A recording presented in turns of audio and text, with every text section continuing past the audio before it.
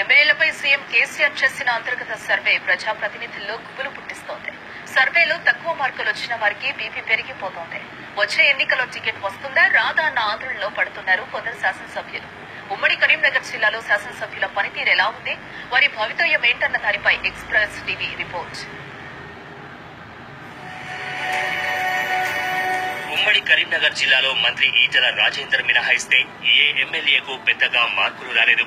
ఈటెల రాజేందర్ 89 మార్కులతో డిస్టింక్షన్ లో పాస్ కాగా, వేములవాడ ఎమ్మెల్యే చెన్నమనేని రమేష్ బాబు, మంతని ఎమ్మెల్యే పుట్టామదులు అందరికన్నా తక్కువగా కేవలం 39 మార్కులతో బయటపడ్డారు.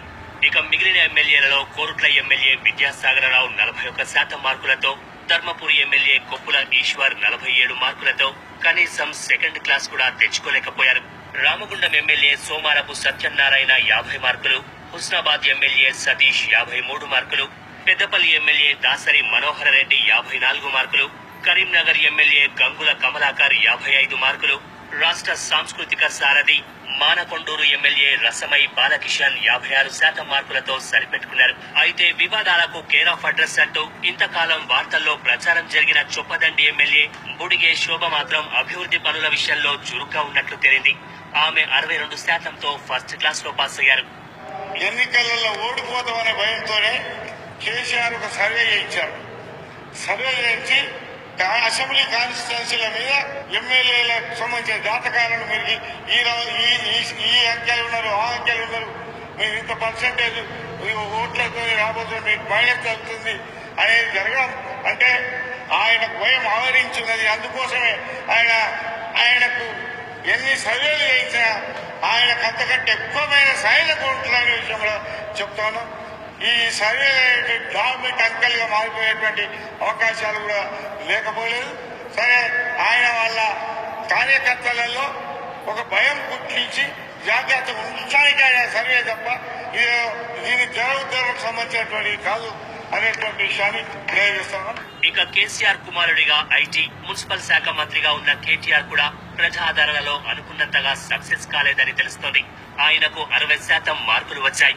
మంత్రిగా బిజీగా ఉండడం, కీలక నేత కావడంతో ఆయన క్షేత్రస్థాయిలో తన సొంత నియోజకవర్గంపై దృష్టి పెట్టలేకపోతున్నారు.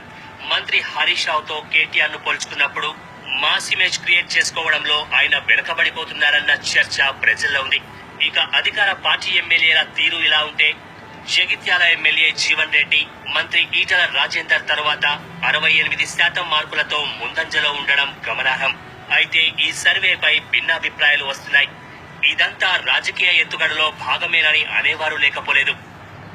ముఖ్యమంత్రి చంద్రశేఖరరావు గారు రాష్ట్రం లోపల ఉన్నటువంటి శాసనసభ్యులందరికీ మార్కులు వేసిండు.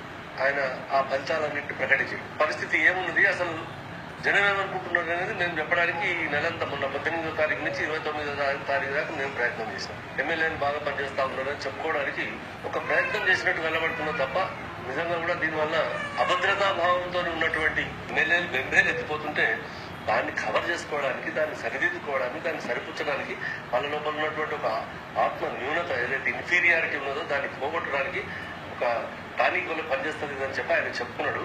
ఇవన్నీ ఈ కాకి లెక్కలు ఇవన్నీ పనికొచ్చేవి కావు. నిజంగా కూడా ప్రజలు ఏం కోరుకుంటున్నారో అది చేసినాడు మాత్రమే ఈ జనం ఓట్లేస్తారు తప్ప ఇవి చూసి ఏమయ్యేది లేదని చెప్పి నేను భావిస్తాను.